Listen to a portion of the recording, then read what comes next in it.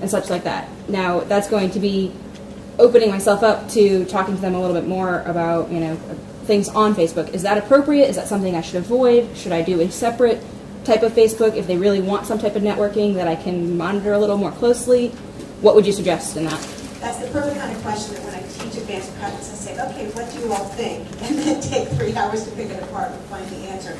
You have to find your own answer about that as long as you're always going back to the principles, the ethical principles. Maybe a separate Facebook. For example, certain faculty have separate Facebooks that are just professional. Or people say, I want no Facebook friends in the street. I mean, there are ways, so you have to sort of figure out and work backwards for how you're going to protect. And because that question, of course, and don't get me started, it's just also interesting, about sort of professional boundaries and relationships. And so there's a lot to that. But it's ask yourself the question, the fact that you're worrying about it is great. Okay? Anything else? Okay, so we have other colleagues who've been waiting patiently to talk about, come on up, and talk about dual degree programs. So you've heard from Dr. Brown about the interprofessional and the other Dr. Brown. But we wanted to make sure that you at least saw some of the faculty who are involved in these dual degree programs. They don't have a lot of time, but you at least know who they are. Good afternoon, everybody. I'm Dr. Catherine Leaf. I have with me Drs. Michael Bird, Ken Watkins, Chris Zipko, and Louis Hutchison. Arnold School of Public Health, let me get this straight now, the College of Liberal Arts, Department of Political Sciences, Public Administration, and the School of Law. And so what we're talking to you about for just about, 5 minutes or 10 minutes, is the dual degree programs that we're offering here at the University of South Carolina, College of Social Work, in collaboration, coordination with these other schools and departments. So for each of the degrees, there's a coordinator in each of the respective departments. I'm the coordinator in the College of Social Work. And all I'm going to say is you have brochures and program of studies templates in your folders. So some of you, by a show of hand, who's already been admitted as a dual degree student? I know there's some, a few. Now, so there's 2 of you. Most of you don't even know probably that these programs exist. But if that's something you're interested in, I would encourage you to think it through, look at the materials, and then get in touch with myself and the other coordinators. My email is Leith, my last name, Leith, @su.edu, and all the others come. I'll throw that on the board and I'll put some emails up there as well. That's all I'm going to say because it gets very detailed. The main thing you need to keep in mind is for both degrees you need to be accepted individually into each program. So having been accepted into the MSW program does not mean now you can just go to any of the other departments and schools and pursue master's degrees here. But it's not a problem for you to apply after the fact. Right, so I'm going to hand this over to Dr. Bird. Yes, please. 42 years ago, I was sitting right there, actually across campus in your place. I was in the 2nd class at the College of Social Work. So welcome. I'm in the Department of Health Services Policy and Management. I'm the MPH Director and the MHA Director in that department. And Sarah Goldstein, who just spoke to you, is one of our dual degree students in Health Services Policy and Management. So as Dr. Leith said, if you want any more information about that, the best way is to get in touch with her. The important thing is to know about it now that opportunity exists. It's about another 1 year of study. Our program is 48 credit hours, but there's a coordination with the College of Social Work. And so basically you can do the coursework in 1 year. So you can get 2 separate degrees in 2 years, MPH and MSW. Thank you. So I'm Ken Watkins from the Department of Health Promotion, Education, and Behavior. Graduate Director in that department. We've had really good success with our dual degree students. The first student in our program, I remember, was a master's student here in public health. Went on to work in the U.S. Surgeon General's office. We've had good success with the program. Also, if you'll be interested, please contact me. Our academic programs coordinator is Casey Goldston. So another person to contact in our office. As Dr. Bird said, this is an efficient way to get two distinct degrees in MSW Orientation.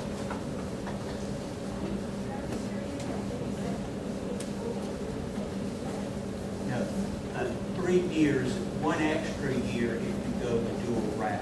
So the way we organize it, and it works efficiently, is your first year, you're in the College of Social Work. Second year, School of Public Health. And the third year, you complete your MSW degree. The last semester, you do a practicum that's coordinated with your field placement. And we work together. We work hard to integrate these 2 degrees. The one thing you might want to know that even though it takes an extra year, so far 100% of our graduates get jobs within 3 months of graduation, good paying jobs. So in economic terms, it's worth the investment. So for the law, but it really depends on the dual degree. For MSW, because the law degree is actually the Juris Doctorate, so that takes the longest time.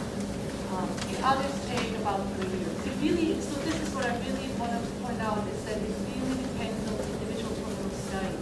Every student needs to get in touch with the coordinator in each department and make sure that we stay in constant contact and make sure that the program of study is on. You had a question? Asking you to use the microphone. Oh, okay. It's hard to hear. Let me let the others talk first, and then I'll come back to them. Okay, thanks.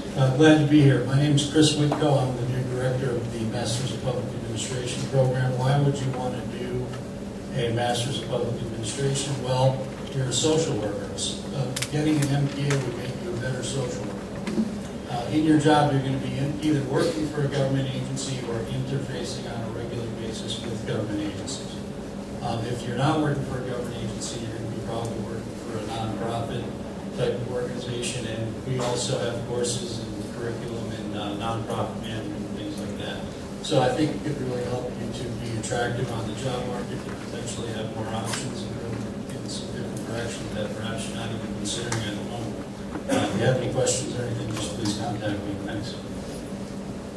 Hello, I'm Louis Hutchinson, Assistant Dean for Admissions at the Law School. The question that I think I get most often is what can I do with the law degree and social work degree?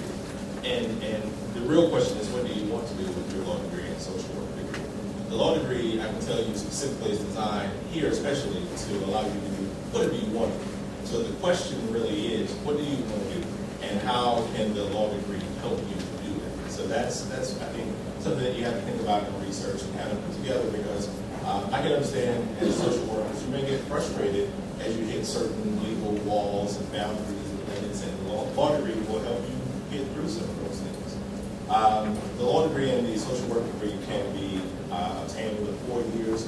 Law school is generally 3 years, so 1 extra year from our side, so that the program both goes within 4 years. And again, the question really becomes, what do you want to do? So if you have questions, feel free to email or give us a call. If you'd like me to come over and talk to the group, I'd be happy to do that as well. Thank you.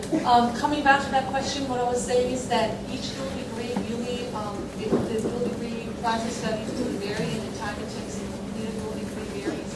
As Dr. Hutchinson was saying, the law degree in the MSW takes about 4 years.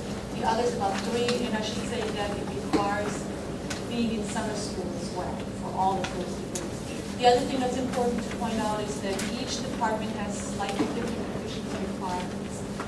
So for some of the departments, you will need a GRE score. For the law school, you actually need an LSAT score.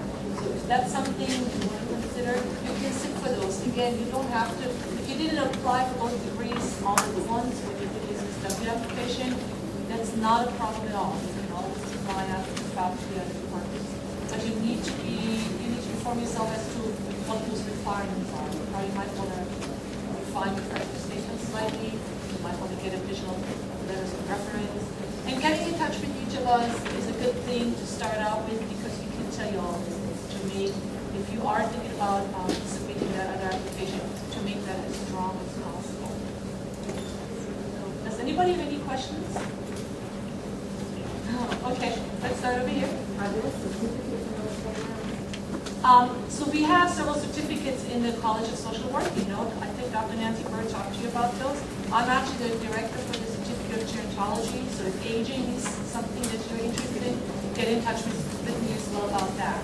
There is certificates in the field of public health, right? Well, there's also a public health certificate. So if you don't want the MPH, you can get a certificate in public health. There's also a certificate in alcoholism and addiction. That's here. And then health literacy. There's one in, is it health literacy or health? We have a graduate certificate program in health communication that's in conjunction with school journalism and library and information sciences. I don't know about that.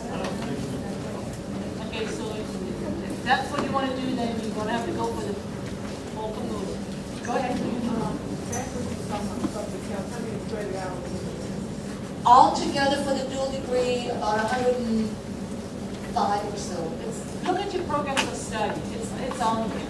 The separate degrees will take, if you did each degree separately, you would have many more hours than you do, because some of the courses you'll take in each department will count towards the other degree. That's the nice thing with doing some current. I know there were some questions over here. Yeah. Go ahead.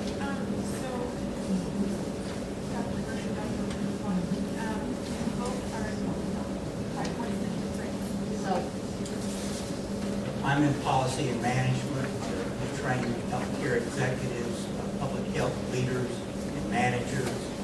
So leadership management, health economics, accounting, planning, those sorts of courses. And our program focuses more on program planning, implementation, and evaluation. There were some other questions? Go ahead. I was interested in knowing what were just some of the general classes that would be required for law.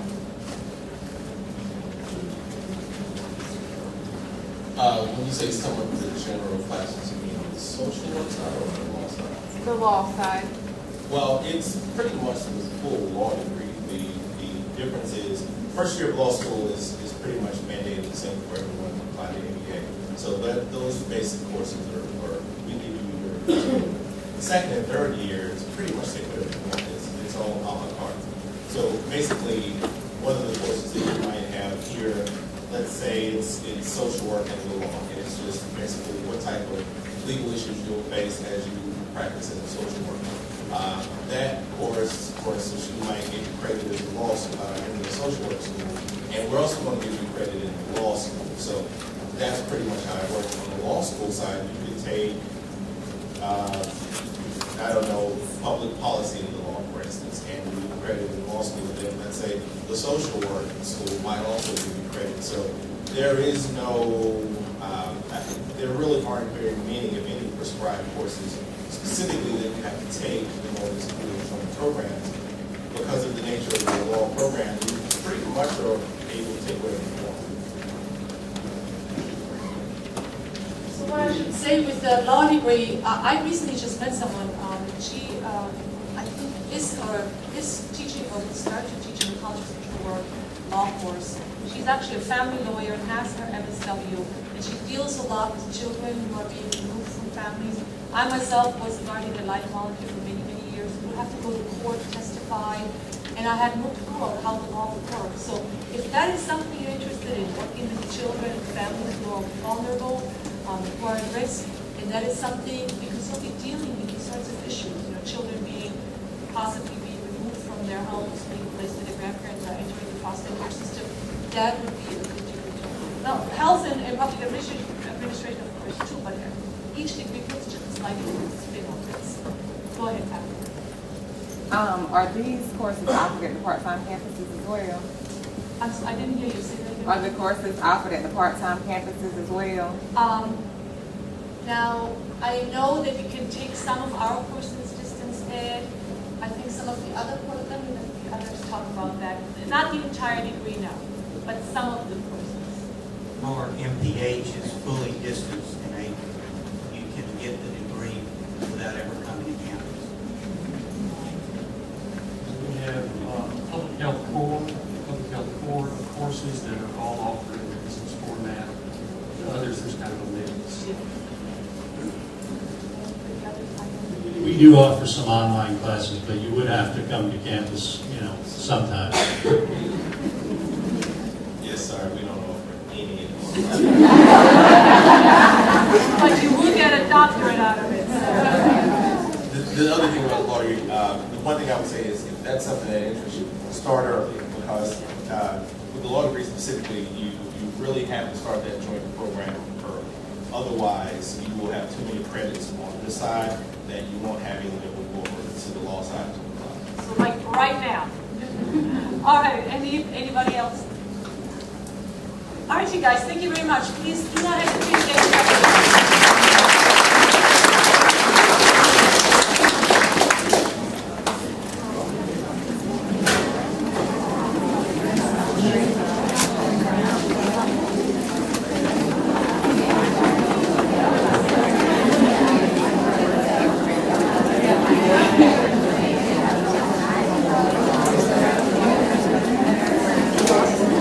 Okay, we're almost ready to break for lunch.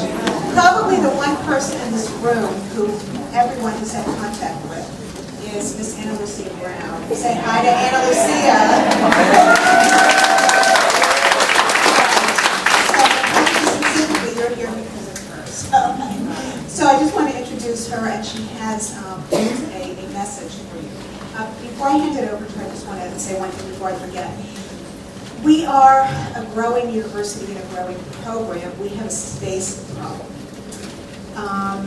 This is the first year that we were able to get this space for our orientation, but not a separate venue for lunch. Where we normally have folks go for lunch, the MSW program is having their orientation. So here's what's going to happen, and I apologize.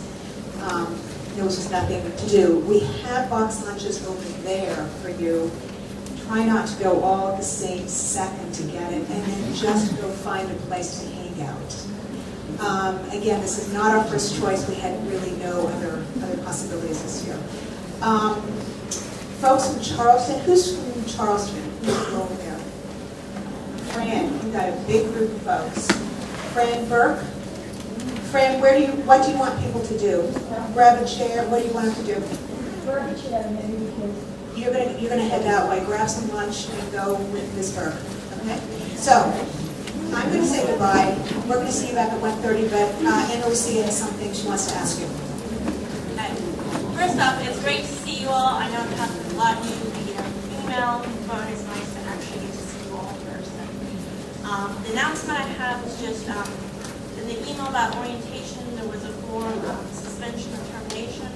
A number of you have turned that in, but if not, if you would just take one and hand it in to us, that would be great. Over there, yeah, over there, the sign-in table. And if you haven't signed in, make sure you do that as well. Part-time license. Yeah, that's a question. Okay, so here at 1:30, elephant lunches, at least they all for you. Or at least got a little bit of nourishment. Is Dr. Hayes here? Okay, hang on one second, if you would. We're going to do a couple things very quickly. There were 2 faculty members who were not able to be here this morning, who I asked to come and to introduce themselves to you. They didn't want to miss the opportunity. So I'm just going to hand this over to you and just say hello who you are, and you can tell me a little bit about our research interests. Okay, go. Hi, my name is Ben Roth. I'm a new faculty here, coming from Chicago. Yeah, it's colder up there, but less wet. So, I'm going to be teaching 732 this fall, just a foundations course in communities and organizations. So it's one, I'm sure many of you, if not all, are taking that class. So if you're in my section, we meet bright and early on a Monday morning. So we'll all come with caffeine drip. I don't know what else to say. I've got 3 kids and whatever, settling into life in Columbia. So I'm open for orientation tips in terms of Columbia, and look forward to seeing you guys in class and around school. So I study immigration, particularly immigrant immigration. One of the reasons I had the pleasure to talk to some students just during lunch. One of the reasons why I came to South Carolina was because it has the second fastest growing Latino population in the country, and also one of the fastest growing immigrant populations. So it's still relatively small compared to places like LA, New York, and Chicago.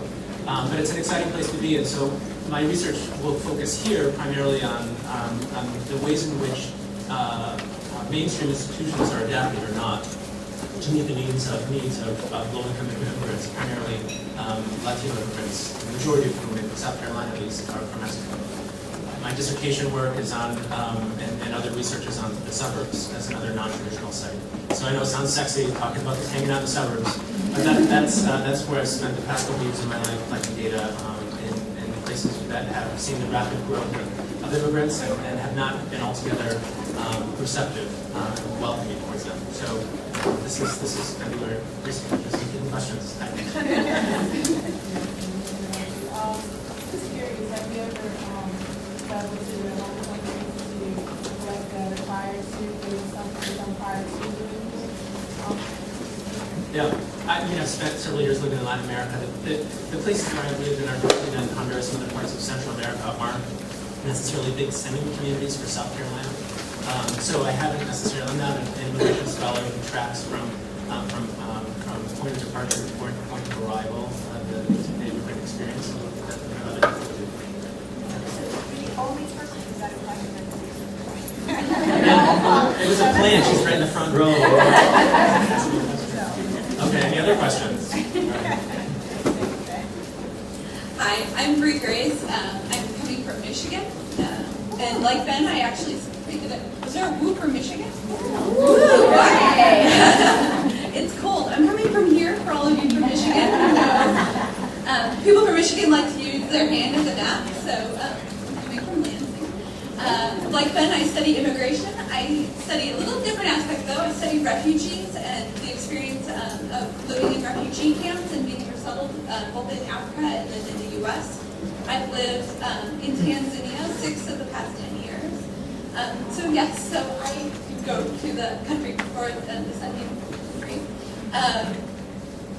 Yeah, that's a little bit about me. I had a baby in June, a little bit about my family, and I'm excited to be in Columbia.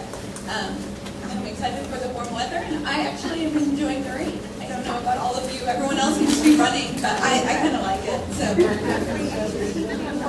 teaching. I'm teaching 792 this semester, and in the future, I'm looking forward to teaching classes on international social work, research, evaluation, and stuff like that.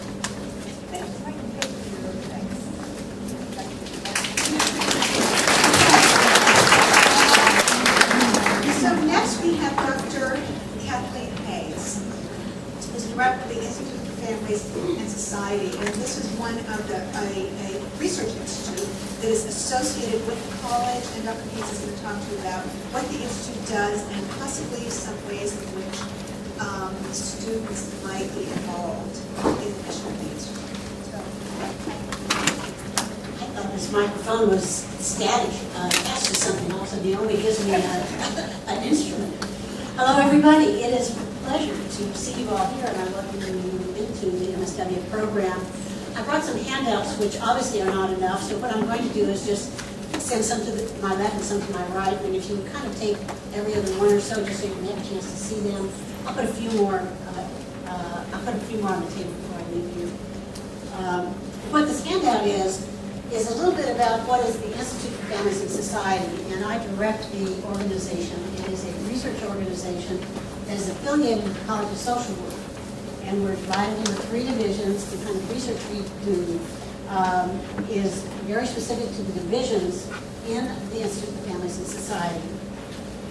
In one of the divisions, we have a health division that is working on policy having to do with the Affordable Care Act.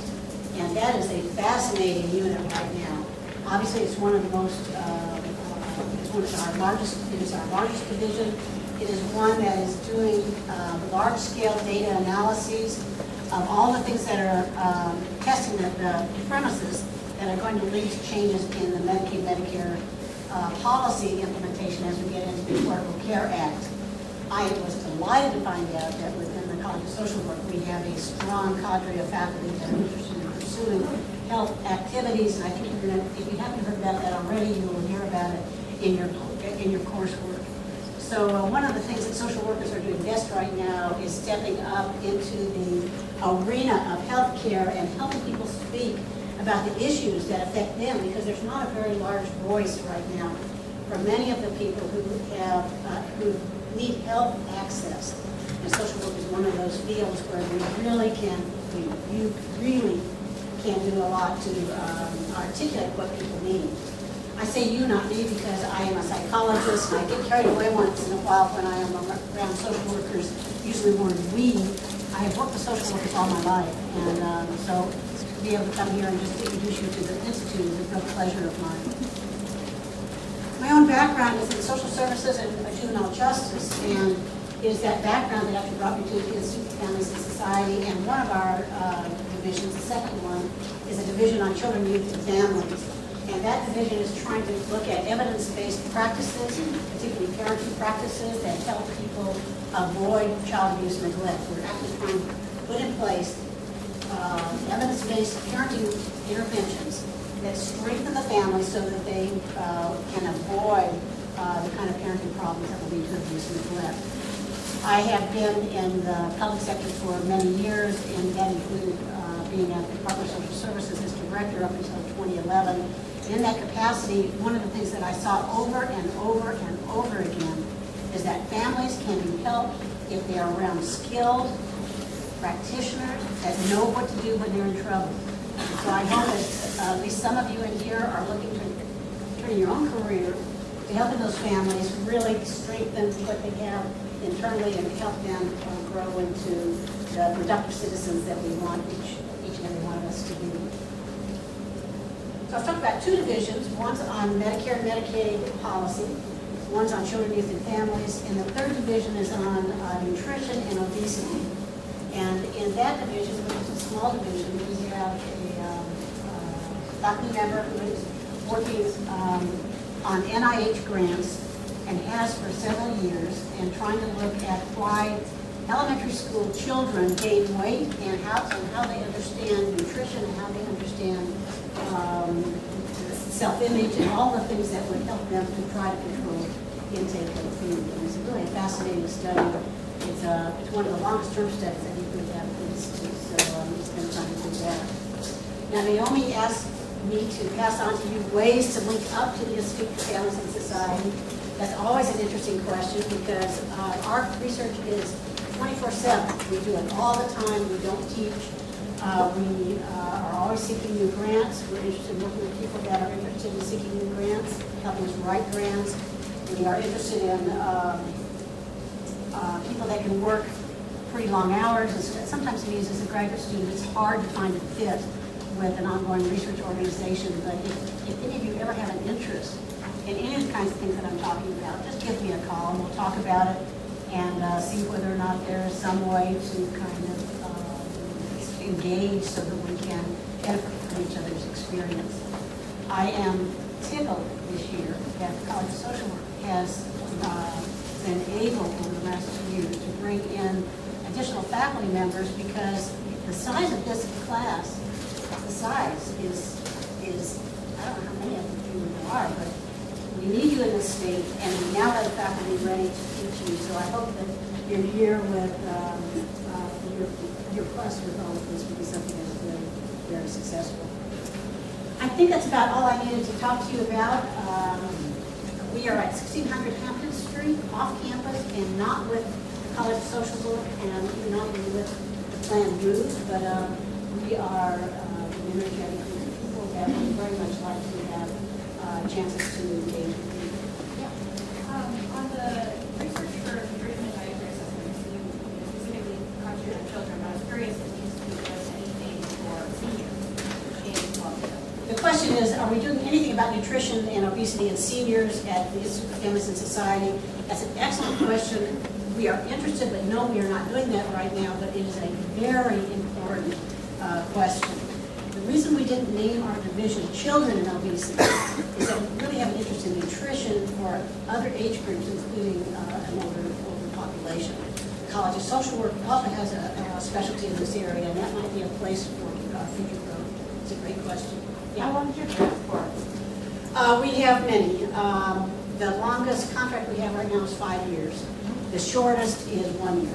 And so we are constantly writing. So if any of you want to come write, you're welcome. Thanks.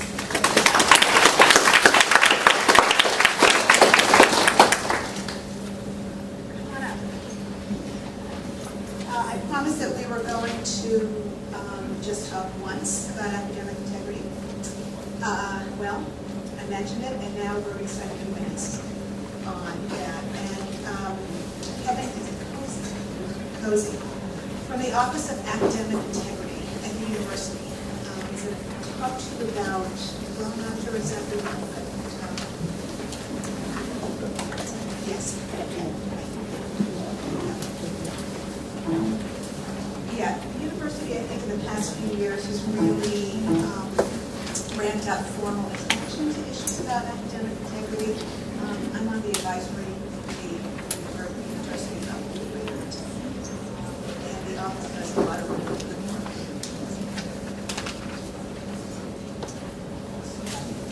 Thank you.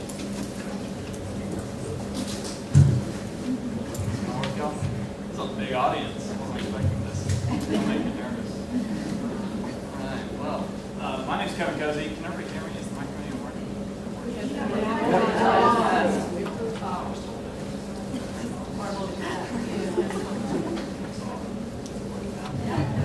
Working a little bit. Okay, there we go. Sorry about that. Let's see if I can keep it here. I'll slow it.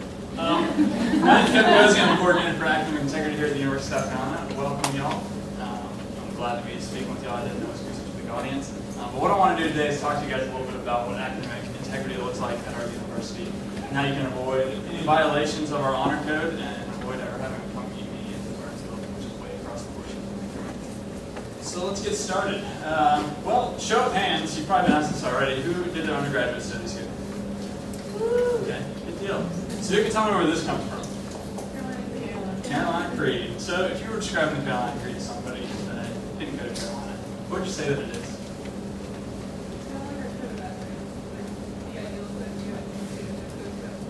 Okay, perfect. Kind of like a code of ethics, ideals that we're supposed to uphold. I like that. Emphasis on supposed to. All right, because the deal with the Carolina Creed is that we can't actually hold you accountable to it. It's a set of tenets that we do hope that our students will live by. The very first one is that I will practice personal and academic integrity. So emphasis on two types of integrity, personal and academic. Now, I'm obviously interested in both, but my job deals mostly with academic integrity. But I'm going to tell you a little bit about how the two intertwine.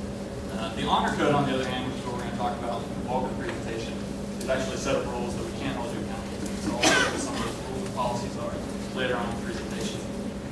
So academic integrity, that's what my job's all about. And so I like to define integrity for you so you can sort of see where some of the differences lie and different definitions of integrity. But we actually deal with all different types. So here's a couple. The state of being whole, entire, or undiminished, or a sound, unimpaired, or perfect condition. So we got some examples here. Preserve the integrity of the empire, the integrity of a ship's hull. Think of that as preserving the integrity of the university. Right? So when the University of South Carolina is upholding its integrity at its best, it's when all students, all faculty, all staff are doing their absolute best work. Right? And it doesn't matter if you're a good person, a bad person, you're doing your best work and being really careful and putting your best foot forward. That's really important to know when it comes to academic integrity, because if you're not putting your best foot forward, there is a chance that you might run into this unintentional or ignorant type of cheating, where maybe you didn't really understand how to cite something properly, or maybe you weren't completely forthcoming with your professor and ended up being in violation of our lying policy, which we're talking about. So those are issues with academic integrity. So it's not always about being a good person. Then you got to be really careful with the work that you do. But sometimes it is about being a good person. So adherence to moral and ethical principles, soundness of moral character, honesty.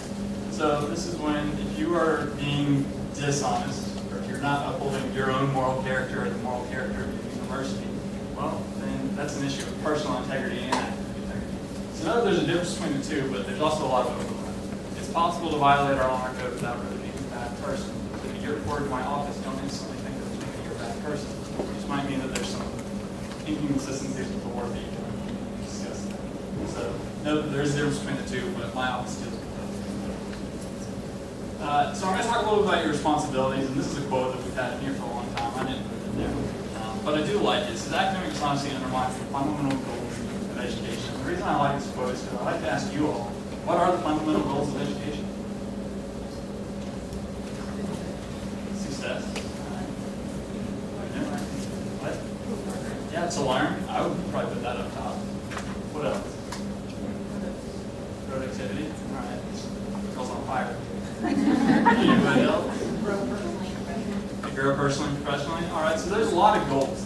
And if you're not being honest in the work that you're doing, then you're undermining all those goals. You're not truly succeeding in achieving a great career. You're not really learning anything. You're just copying and pasting it from the internet. So know that putting your best foot forward, being honest in the work that you do will help you really achieve this goal. So as I talk about your responsibilities, I want to go through some bullet points and address how all of these can help you avoid academic dishonesty. So the first one is to read your syllabus. And yes, even in grad school, you get a syllabus. And usually I have students tell me what's in the syllabus that's going to help them. But for the sake of time, I'm just going to tell you what's in it. All right? You got your professor's contact information. That's important because you want to be able to get in touch with your professor. Because if you don't learn anything from our presentation today, learn this. A lot of what constitutes a violation of our honor code is professor's expectations. So we have a lot of policies, right? But we can't really interpret those policies without knowing what you were and were not allowed to do in that class. So you might have one faculty member say that you can work together in a group on a project. The other professor say that you have to work independently on a project. The projects could be identical, but the expectations are completely different. All right? So if you work together in both of those classes, you violate the honor code. Okay? So that's really important. Be sure that you're communicating with your professors throughout the semester to understand expectations. Other things that are in your syllabus, you have your calendar of due dates for assignments. That'll help practice good time management. So if you know when things are due, then you can give yourself enough amount of time to complete them. You have assignment expectations. Chances are if you're doing exactly what the assignment expectations tell you to do, you're not violating the honor code. Okay? So make sure that you know exactly what you're supposed to be doing. And then finally, you usually have some sort of academic integrity statement. Not everybody puts it in there. But that's also important because you know that even though we have our honor code, your professor, again, might have some different expectations in terms of what academic integrity looks like in every class. You need to know what legitimate resources look like. Class readings, chances are if your professor gave it to you to read, it's a legitimate resource. Okay? Faculty publications, if your professor wrote it, chances are it's a legitimate resource. We have some of the best faculty in the country and in the world here at the University of South Carolina. I know a lot of our social work faculty, not only wonderful people, but very bright. So make sure that you're reading what your professors are writing and using that in your work. And then library resources, I have a whole slide devoted to that. Make sure you're citing properly. I have some information about the Writing Center and library as we go through here, so I'll touch on that. Know your free campus resources. Now I know some of us are distant students, so you might not be on campus to take advantage of these. But I'm sure that if you email some of the different centers that we have, for example, the Writing Center, if you want to email them your paper, they'll be sure to take a look at that, make some subtractions. But I'll go through the Student Success Center is in the library. They can help you with academic planning. Right? So if you bring every single one of your syllabi to the Student Success Center, and they look at the calendar of all your due dates, they can take those due dates and they can help you make a roadmap of when you need to start working on each assignment in order to get it done. Right? Who here stresses out when they have a lot of stuff? Yeah? Okay. That's pretty natural. Don't worry about that. But they can help you sort of overcome that and make a good plan. That's not something that you're really strong in. Academic Centers for Excellence. I believe that may be outdated. But it's still ACE, ACE, just stands for something different. Look at your writing consultations, but really the best place to get a writing consultation, that's what ACE says, right, would be the Writing Center. And the Writing Center is in my building, it's in the Burns building on the 7th floor. Again, the Burns building is across Summer Street on the opposite end of the Orchard. It's this big ugly building. The Writing Center is on the 7th floor. Take the elevator up and turn left. You go left and right. Turn left and you walk straight into the Writing Center. Okay? They can help you with citation. Thomas Cooper Library, have you guys been in the library? Okay, it's a good place to study, but it's more than just a good place to study, it's a good place to take advantage of some good resources that we have, including our librarians who are like human Google. They can get you all the information that you'll need for a research paper, which I'm sure that you'll be doing a lot of in grad school. And then finally, the Counseling and Human Development Center. So I heard some people say we get stressed out. I've been through grad school, I know what it's like. It can be stressful. After you're done with the Writing Center, just walk down the hall and you'll be writing the human, announcing the human development. Okay, it's on the 7th floor of the Burns Building. So you can kill two birds with one stone. Some more resources specifically about the library. We have some online resources on our library website, so those of us who are distance learners, be sure to check out our library website at library.scu.edu. You can find live guides there. Yes, it contains APA reference source reference information. So, social work with APA. Never remember either one. But yeah, you can get some APA reference information there. So if you're struggling with citation, which is never an easy thing to do, it's a technical skill. It's not something that you can get better at. You just learn it. But if you need that information, if you need a resource, check out the live guides on library.scu.edu. You can do a catalog search. So again, if you're a distance learner, you can check out our catalog without having to come to campus. Figure out if we have a book that you need. Come to campus and check that out. And you can also check for articles, journals, get those online, as well as your technical research in our library as well. Okay, so if we don't have it at our library, but somebody in the Southeast does, they'll ship it to us. Let's check it out. All right. So continuing with your responsibilities, this is kind of the capstone. Really important responsibilities. Faculty expectations, know them. All right, that's my emphasis for this presentation. Super important to know exactly what your professor wants you to do in each class in terms of academic integrity, in terms of how you complete assignments. If you're not doing what your professor expects from you, it could end up being a violation of our code, and even if it's not in another class. When you don't know, ask. Chances are you're confused about assignment expectations. The rest of the class is too. Be sure to ask some questions. Get some clarification for yourself and everybody else. Know what the honor code looks like. I'm going to go through the policies in just a second. So ignorance is not an excuse, unfortunately. And graduate student work obviously dictates a higher level of professionalism. Because of that, we have a higher level of sanctions for graduate students who go process. This is our honor code. It's pretty short, so I'm going to read it for you. It's the responsibility of every student at the University of South Carolina, Columbia to adhere steadfastly to truthfulness, to avoid dishonesty, fraud, and deceit of any type in connection with any academic program. Any student who violates this honor code or who knowingly assists another to violate this honor code shall be subject to discipline. So that's it. That's the entire honor code, except that we do have pages and pages of policies and procedures that go along with that. But that's it. We wrapped it up in a short paragraph, exactly what we expect from you as students. So it's important to understand what this looks like to sort of guide the way that you live and do your work here in Carolina. Now I want to go through the policies before you real quick, just to give you an idea of what they look like. So these are the policies that go along with the honor code. The first one is unauthorized assistance. That typically involves two students working together on assignments. So like I said earlier, collaboration. If your professor says that you can collaborate, then obviously it's not unauthorized assistance. But if you cannot, then that would become unauthorized assistance. Unauthorized use of materials, that will typically involve any sort of cheat sheet or code sheet that you might use on a test. For some of the undergraduate students using a calculator, you might take a statistics course.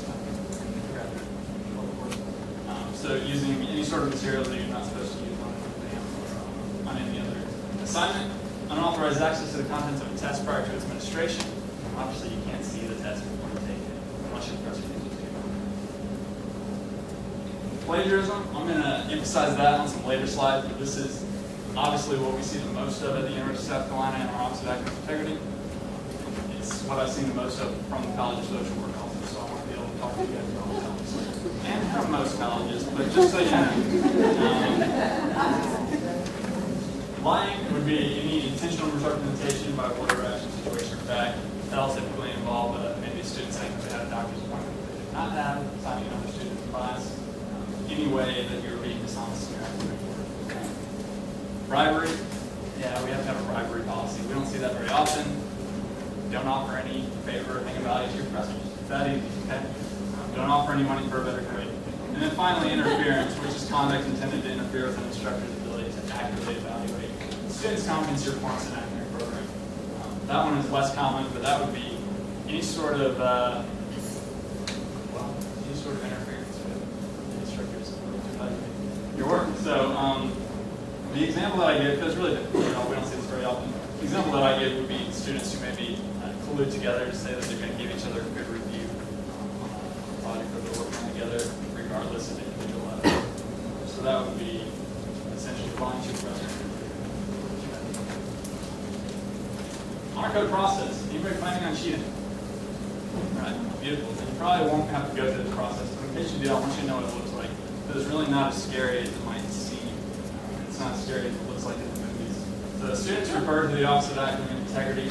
That is through an incident report that the professor would submit. So the professor first must suspect that the student violated the honor code in the class, and we'll refer that student to our office.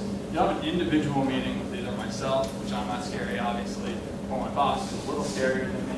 And we'll sit down with you, and we want to get your side of the story. So you're afforded due process because it's a state university, and we're that unbiased third party that's going to listen to what you have to say, compare it to what the professor has already told us, and sort of figure out in the middle there what really happened, whether or not it was a violation of law. We're either going to decide that you are responsible for a violation of honor code or not responsible. If you are found responsible, sanctions are applied. We'll show you what those sanctions are in just a second. In addition to any sanctions that we assign from our office, the professor can then assign any grade penalty that he or she thinks in the program. All right, so you might receive some sort of sanction from us and also get a 0 in the class because the professor said you violated the honor code in the class. I'm going to give you a 0. Those grade penalties vary a lot, so there's really no way for me to say exactly what that means. If desired, again, you have due process, even though this is really against part of due process, but if desired, you can disagree with my decision, which we call an informal decision. You can go to a college committee here, 3 faculty members from the College of Social Work, since that's your college, as well as 2 students from North Carolina Judicial Council. They would reevaluate the case and they can do so. Possible sanctions, if you are found responsible, written warning. I can tell you as a graduate student, you're not going to get a written warning. We rarely give those out to undergraduate students. Conduct probation would be very common for any student who comes through our process for the first time. For graduate students, you see down here that it's going to be a minimum of indefinite. So that means as long as you're a University of South Carolina student, you'll be on conduct probation. What that means is that any subsequent violations of the honor code would likely result in suspension. So you can look at it as a one-strike policy if you want to. We wouldn't refer to it that way, but conduct probation is very common for first offense. Suspension or expulsion would come next. Right? So if you are found responsible a second time, chances are you're looking at a suspension for a minimum of 1 semester from the university. And possibly an excellent transcript. And that would be pretty common for a first or second offense, depending on what happened. An excellent transcript would be an X that denotes a violation of the University of South Carolina honor code. So permanently on your transcript, you'll have your grade, which would likely be an F if you violated the honor code in that class, as well as an X next to that. On the bottom of the transcript, it'll say X denotes a violation of the University of South Carolina. Academic integrity workshop, not for graduate students. Research essay, that might be something that gets assigned. Research essay on what you've learned from the experience, proving to your professor that you can do the work, or a combination of the above. I would say typically for a graduate student, conduct probation, excellent transcript, and suspension are most of what we're looking at. So while we do aim to be very educational, I can say that it's a little less educational at the graduate level. We really expect the graduate students to understand what they're doing. Plagiarism, just to give you some more detail about this, just got a few more slides left. Here's the university definition: use of another person's work or ideas without proper acknowledgement of the source. What's one word that's missing from that definition that we just completely changed what it means?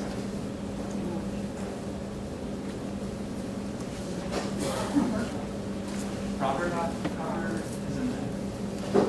One word that's not in there. Your own word? Right here. Anybody get that? I just stepped on that and turned off. Intentional, all right? So there's nothing about intent in the honor code in our definition of plagiarism. So it is use of another person's work or ideas without proper acknowledgement of source. I'm sorry I wrote that. Nothing about intent. So if it said intentional use of another person's work or ideas, that would completely change it, right? Right? So that's, again, to show you that academic integrity is not just about being a good person. It's about being a very careful person. Be very careful with the work that you do, because if you get to put in a parenthetical citation, even if you have it on your works cited page, it's going to be a violation of law. And that's on the next page. No mention of intent. Not about being a good person necessarily, but a careful person. And many of the students that I meet with had no clue what they were doing was wrong. Alright, so if you paraphrase the source without citing it, plagiarize. If you get to place a quotation mark around a direct quote, it happens way too often. You copy and paste it, you don't tell the reader that it's a quotation. It's plagiarism. Use another person's ideas without proper acknowledgement would be plagiarism. Right? It doesn't have to necessarily be direct words, but an idea that you did not cite. And then obviously if you copy and paste information and submit it around, you don't expect that from any of you, that would be plagiarism. In for our international students, I believe this is my last slide. If we have any international students in the room, it's important to point out that academic integrity does vary between cultures. Because of that, we recognize that. We teamed up with International Student Services to make a YouTube video that hopefully gives you a good idea of what academic integrity looks like in the United States and at the University of South Carolina. I will make this available to Dr. Carver so that hopefully she can share with everybody so you don't have to. Okay. What questions can I answer? Earlier on, you were talking about getting help from another student. In general, would it be okay to have somebody proofread the paper who's not in the program, like similar to the writing help? Yes, if another student, and so the question was, is it okay to have another student? Okay, anybody, is it okay to have anybody proofread your work? Yes. If they are doing the same thing that the Writing Center would do in proofreading, that's fine. But if they are saying, this sentence sounds awkward, you should change it to this, and they write it for you, that's when it becomes a violation. It's okay to say this sentence sounds awkward, you should change it without actually changing the work that the student does. Okay, so there's kind of the difference between proofreading and editing somebody else's work. Good question. Any other questions I can answer?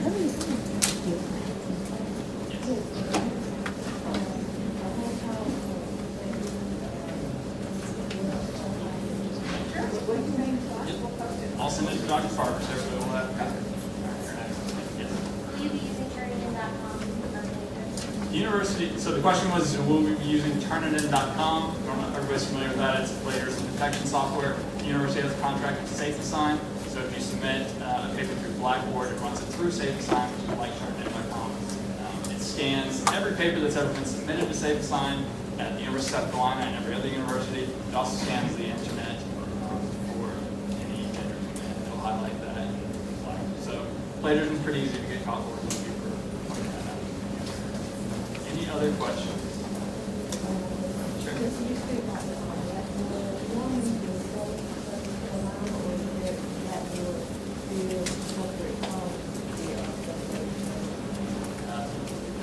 I think Self-Service Carolina is taking over.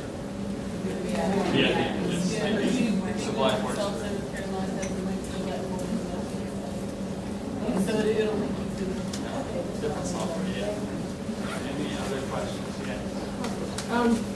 Turning in a paper that another paper that you've written on your own. Okay, so the question, turning in another paper if you've already written another paper and used your own information, right, basically. Okay, so recycling papers, yes, that's a violation of our code. What might you want to do in that situation? Just show your professor your old paper, say, hey, this is really similar to my new topic, especially when you're in a graduate program and you maybe are writing about the same topic over and over again, and ask your professor what you can do with that paper. They might let you cite yourself. They might say there's nothing that you can do with it. So be sure to talk to your professor before you do anything like that. Big question. Yes, please. my question is, comment first, again, I mean, experience. Slippery slope it is, and accidentally, and you're a good person, but you've done that, but you also know that there are possibilities of warranty, and that's rarely ever used. I'm just curious about what you do. Typically, it would be an undergraduate student, and it would have to be very clear to us that the assignment expectations were not clearly articulated to the students, so that it would have been difficult for them to even understand in the first place what they needed to do. Oh, I mean, but you do mean that if we put quotation marks around a quote, we're probably going to end up in your office? Yes.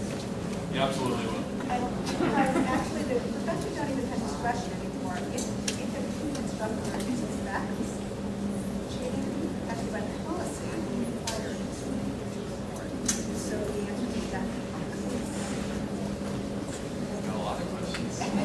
We've hit a very hot topic. Before we send our papers to Hold on, I can't hear.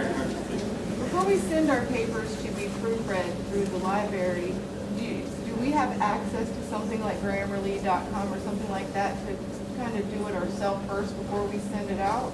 I'm not familiar with that software, so I don't think that the university has any sort of contract with that software that I don't know. We have Dr. Stokes writing that. We're talking about writing. Okay. Somebody substitute. All right, thank you.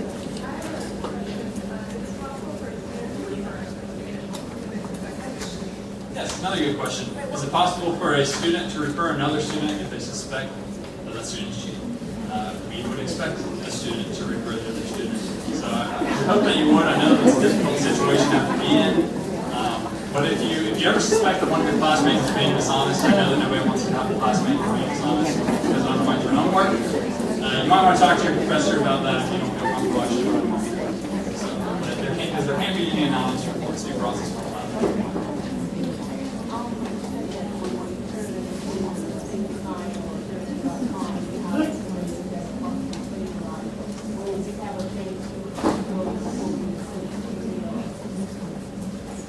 You will be able to see them. And so if you see anything that shows up on Safe and Sign that looks suspicious to you, I would probably immediately email your professor and let them know that they have made a mistake on this assignment. So if you're proactive in that way, after you see the mistake, letting your professor know before they have a chance to even look at it. I think that depends on what permissions are allowed.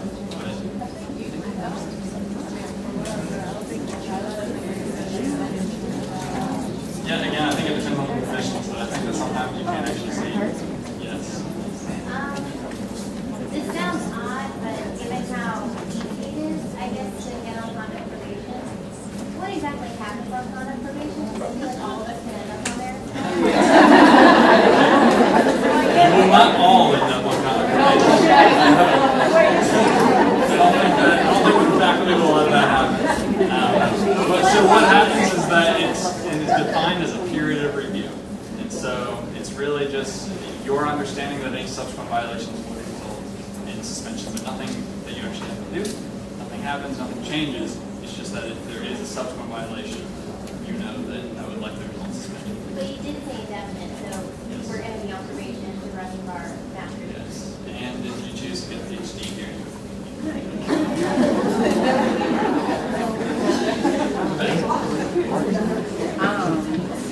I'm really nervous about the declothing thing. So, will our instructors just not come to us and say, hey, Natalie, I think that, I see that you did the parenthetical reference right here. You put the person's name and the page number. You just didn't put it in close. I mean, do they not give us that? They send us a courtesy?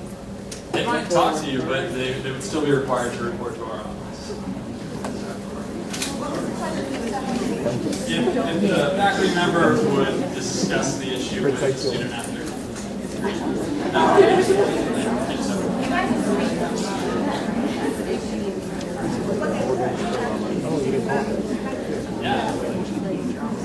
According to our college policies, the instructor would speak to the student about it, but that's a separate issue from the way it is.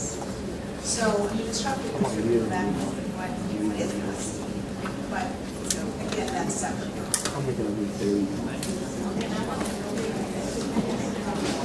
Where'd you get that?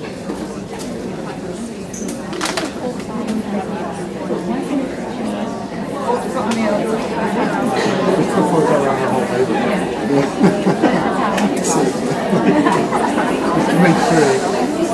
Generating a lot of things that I didn't. I didn't mean to do this.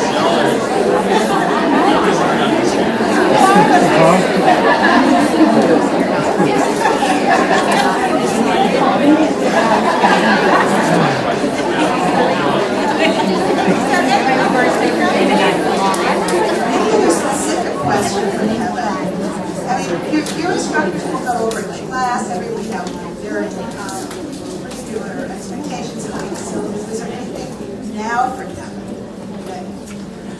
A small point of information. I'm a Carolina graduate, and I'm not exceptionally safe or good student really. But I've used Safe and Sign for the duration of my career as a student here at USC.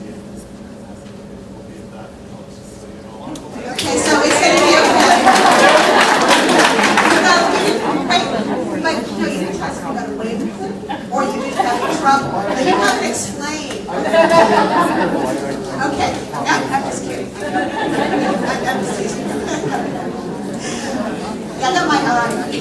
That's not good. know that say for some, like after you turn in your assignment, it'll give you a percentage that's matching, but I mean, I was a biology major, so a lot of my stuff matched because it was a lot of like quotations from other lab reports, so it's okay like if a percentage matches because your quotations are gonna match. So I mean, don't get freaked out, but like if it's 90% matching, you know, then you can start freaking out, but I mean, under 15, 20%, like, you don't need to worry about it, it's fine. I mean, it depends. Are you guys? Please. This is Dr. Graham Stowe from the Writing Center. My rule of thumb would be 20%. Is okay? More than that. Probably. 20% is okay without freaking out. That's the freaking out threshold. Okay, is that a hand or a stretch? Stretch, okay. Okay, so, and you can find Kevin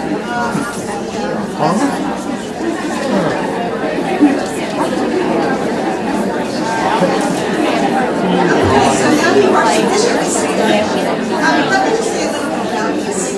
You were talking about the biology example. I mean, it's just like what I was talking about before, about sort of behavior norms. You know, you want to learn everything you can. If you're handing an assignment and you copy something, then you haven't digested it. I mean, the point, you know, is to learn something, express it in your own words.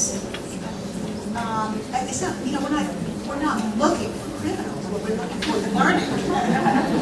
So, right, so our purpose isn't to send you over your cabinet, it's to make sure that you're learning what we think is important in the class. So really start from that as your perspective, okay? Right. Yes. But I will say, having sounded nice about it, we know when people plagiarize, that's why he has a line outside his office, is you make a thing. That we're just sort of reading and going on. But the fact is, your faculty are good enough to pay attention to your writing style. So say when I have a class and I have weekly assignments, I know that from week 1 to 8, there's this dramatic change in your writing style, for example, or you know, a research paper, and all of a sudden there are 2 paragraphs that, you know, look really different. So we can pay attention to that. And here's the bottom line. If you have any question, ask. My own experience, I don't know what happens is that people get into trouble when they get scared. They get panicked, they get busy, they get worried, or they're not sure, and they take a shortcut. Don't take the shortcut. Ask for an extension, consult with your professor. Don't take a shortcut. There was one thing I wanted to say for our distance learning students. So if you are ever reported and you get a letter from our office, please call us if you're a distance learning student without just driving all the way to Columbia, because typically they'll just show up in my office and say, I just came from Charleston. Why'd you drive that far? Because we can have a phone conversation if we have to, if you're local. Thank you very much.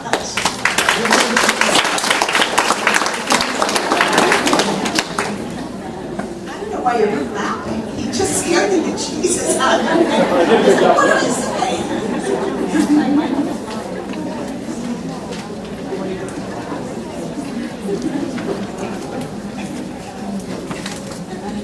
All right, so Dr. Stowe is going to talk about some things that will help you feel more confident and less likely to make some mistakes.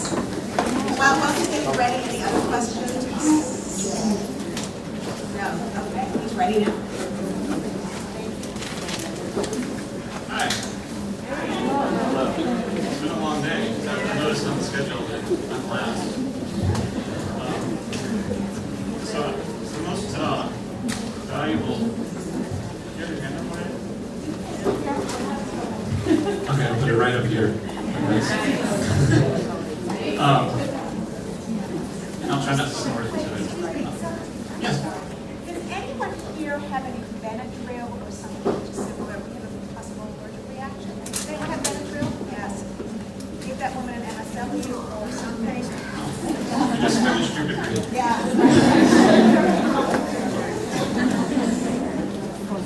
This apparently isn't very useful. Oh. That's something I'm not supposed to step on. Okay. So, orientations are hard. you've been here a long time today, doing a lot of stuff. Your butts are sore. But we're going to start with then, and we're going to do this silently. You guys were starting to grumble a little bit at the end of that last presentation. What I want you to do is stand up and put your hands straight up in the air and wiggle a little bit, because I want you to pay attention to me. And if someone next to you isn't doing it, make them do it. Okay. You're not doing very good work on the silent part. Okay. Great.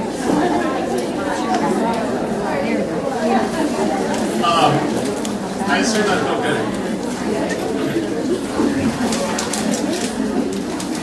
Alrighty. I'm going to start with something that I didn't plan to, because the end of your conversation with Kevin was, you seemed worried. And you don't, the fact that you feel worried and that you're concerned about this is reassuring to writing teachers like me. If you aren't thinking about these kinds of things, that's what's going to get you in trouble. I'm sure there are statistics on this somewhere. I don't know them, but I would guess 90% of literature cases are unintentional. And that the 10% are there's 10% of you in here maybe who aren't thinking about it and are planning to plagiarize, and you're beyond help. So, at least mine. And so, keep thinking about it and keep that in mind. One thing that I would recommend is just don't ever copy and paste anything. Like, if you're going to use a quote, just type it up. It'll take you 10 seconds longer, if that. So just type it, and then you know you're quoting something, and you can stick with quotation marks around it, and you'll be fine. So keep thinking about that, and you're going to do great. This is not the first pep talk you'll get from me today, by the way. There's another one coming in a few minutes. Okay, so the title of my presentation, in your program it says writing undergraduate level in the social sciences, and I've given it a subtitle, or definitions, and definitions. I spent the summer reading through some social work journals, and the thing that seems to distinguish social work writing, to me, as an outsider, I'm in humanities, my degrees are in English, is that you spend more time than I do, for example, on defining things. So we'll talk a little more about that in a few minutes. Now, the most important thing I can say about writing in general, and this is from a poet that I really love. Are anyone familiar with William Carlos Williams? Red Wheelbarrow? Yeah, okay. He struggled to write his most important poem. It's a long poem called Patterson, and he struggled to write it, and he cursed a lot. And finally, this was his mantra: no ideas but in things, but he couldn't get it out right. And finally, after like 20 years working on this, the beginning of this poem, he says this in the middle of the poem in this parenthetical: say it, no ideas but in things. In other words, he just needed to say it, to do the thing that he was planning to do. And so that would be my first bit of advice, is to say the thing you want to say, and just say it. You can clean it up later, but get the ideas out there on the page.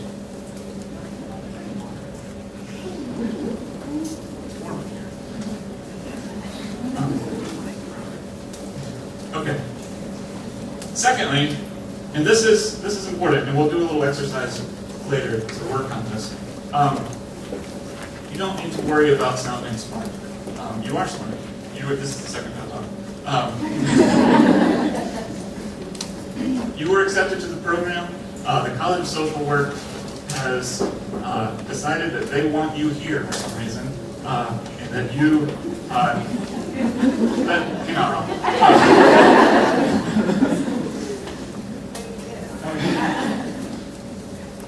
And so they want to invest their time and energy and financial resources, your financial resources, in you. And so trust them. Imposter syndrome is a thing that all of us struggle with in graduate school and beyond. But they knew what they were doing when they accepted you. So you're smart, you have ideas, And the best way for you to get those into writing is to get them into writing. I know that's a little circular and a little funny sounding, but the best thing to do is to start typing. Okay. So, every article I read, like I already said, focuses a lot of time on defining things, on setting up, whether it's the specific definitions of terms or the defining the parameters of a particular kind of survey or experiment or interview. This is, as we'll see in a few minutes, at least in the examples I saw, almost 50% of an article, because these are the things that we are studying here. This is what I mean by when I use them this way. Introductions especially, very often there's a quick one that sort of says, this is what we're going to do here, and then you immediately dive right into definitions. And so I've listed a few terms that I don't know if these are real social work terms or if this was in the editorial I was reading, used these terms and talked about them as if they were things that you guys talk about. And I liked them because I felt like I could understand them at least on some level. And so let's just, even if they're not the technical terms for what you would use for these things, let's, for my sake, pretend that for our purposes here, that this is what they mean. So we have these 4 terms, and this article that I was reading just went right into defining what each of these things meant. So, there are 2 ways to develop definitions. One of them is common sense, right? So, keen observation. Well, I don't necessarily have to do a lot of research to define the term keen observation, right? Or relationship building. Now, that doesn't mean I shouldn't also do some research. So step 2 is to do some research too, on top of, hey Claire. Sorry, I just saw a student, former student of mine.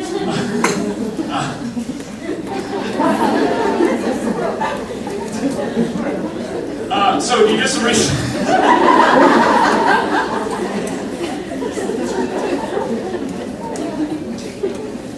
All right, we're gonna pretend that didn't happen.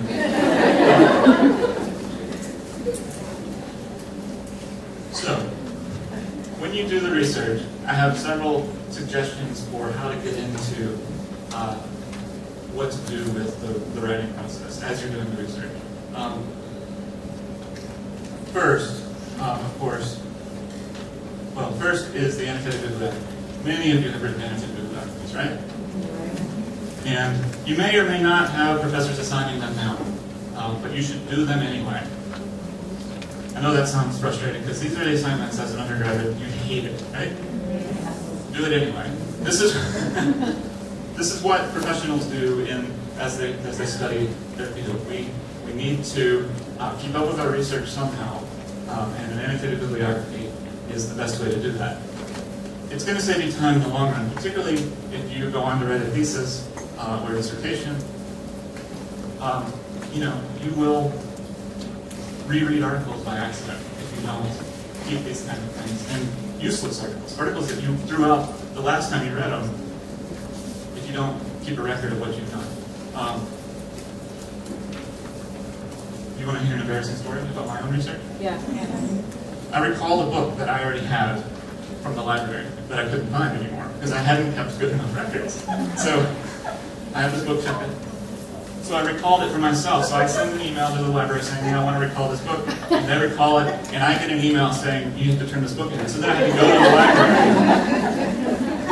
and explain that I wanted to turn it in and check it back out.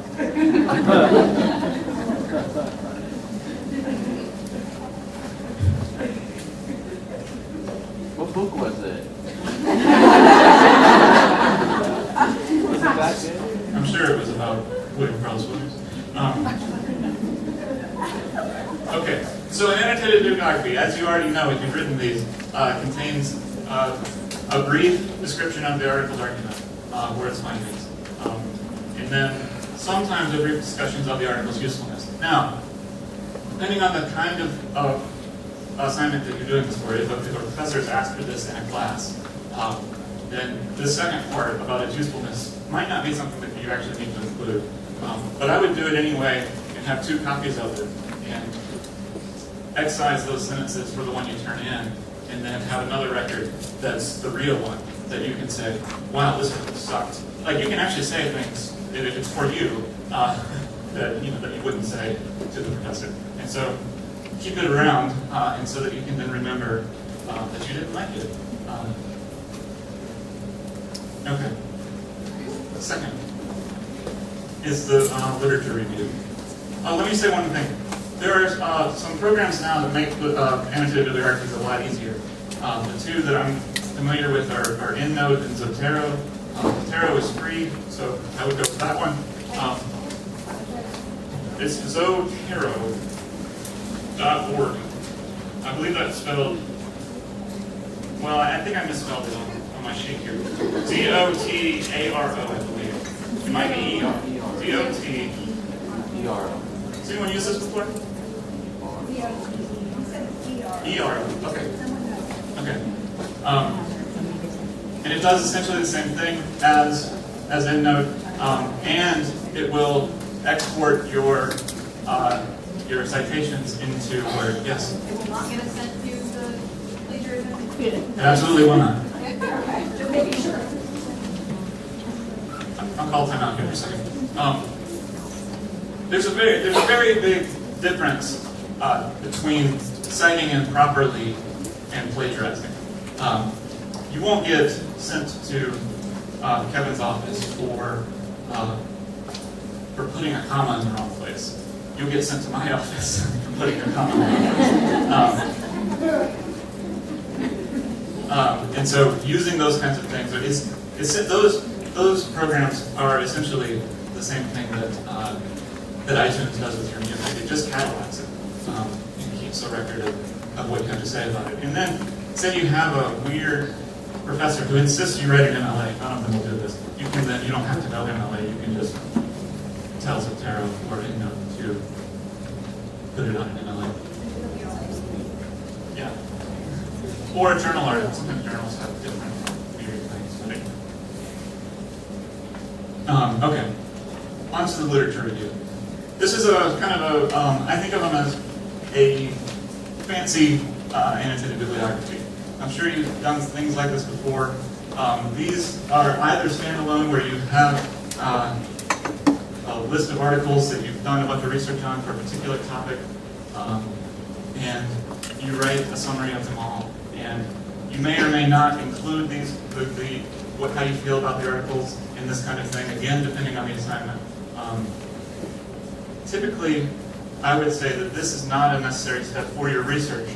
Now, it always winds up in the article itself. So if you're writing a paper, you're going to wind up having this. Because the second part, you need to have a review of at least the big names in a particular area. So you're doing a study on, your webpage has a discussion of a class that's offered now, that Dr. Wolfer offers, about ethics in the social work, in the counseling realm. And let's say it is. And so you're doing a study of ethics in counseling. So you would need to cite make sure you have a review of the most important people who said things about these things, and then others that have said things about particular parts that you're interested in. Does that make sense? Now, so far we're doing some research. Now let's get into the thing that really matters for actually writing, particularly when you're writing about your research. There's 2 different things that you need to know how to do, and you need to know how to do pretty well as you move on. It's knowing and understanding the difference between summarizing and paraphrasing, and how to do it. To summarize an article, you boil the article down to a sentence or 2. Smith finds that, I can't make up one right now, but so you say whatever the person found in just as quickly as you can. It's almost like you're tweeting the main point of the article. Now, you do that when You need to be able to do that just in general for your own, conversations and knowledge about your field, but also to move through your literature review. And then when you get to people who have more important things to say, you need to be able to paraphrase particular aspects of those articles. By paraphrasing, well, what's paraphrasing mean? You guys know this. In your own words. Putting it in your own words. Now, you always cite that because it's not your idea, but you take a part of a finding, a part of a study, and say, here's what so-and-so found when studying this particular kind of people in this particular kind of setting. And you show the very specific details of an article after you've given a summary of what the findings already are. It's a way of expanding on what the findings already are. So, you won't, unless the article is just amazing. It's the most important thing a social work professional has ever written in the history of the world. You won't paraphrase an entire article, unless you're just doing it for your own edification, which isn't a bad idea. I have a professor in the English department who says that anytime you read something for more than 30 minutes, you should write about it for at least an hour. Now, he's a writing professor, so of course he says that. But it is important it's a way to digest the things you've learned and turn them into something that you can really use. Writing has a way of sort of imprinting things on our minds. How many of you remember things that you write them down and don't if you don't? You can do that with your research too. In fact, you should. Okay. So let's look real quickly, I should say, at the sample article we have. We'll see if this works. I want to, I guess. It did work. So I'm just going to scroll through this, and this is about, well, one of the nice things about reading social work articles is that you guys are fabulous people, and you're not very creative with your titles, and so you know. Sorry. English majors always have quotations in their titles, and they're oblique and don't mean anything. But we know exactly what this is about because it says it in the title: mental health issues in recently returning women veterans: implications for practice. And so that's what it's about. And so then the article is about 10 pages long, and if you'll notice, there's a short introduction here, and then we dive right into defining the differences between the Iraqi war and the Afghanistan war. And then the next section is a discussion defining the changing status of the female veteran population. And the next section talks about the unique aspects for women in these two particular wars. And then we're on to page, where am I, 3? And they complicate their definitions by saying complicating factors. And then,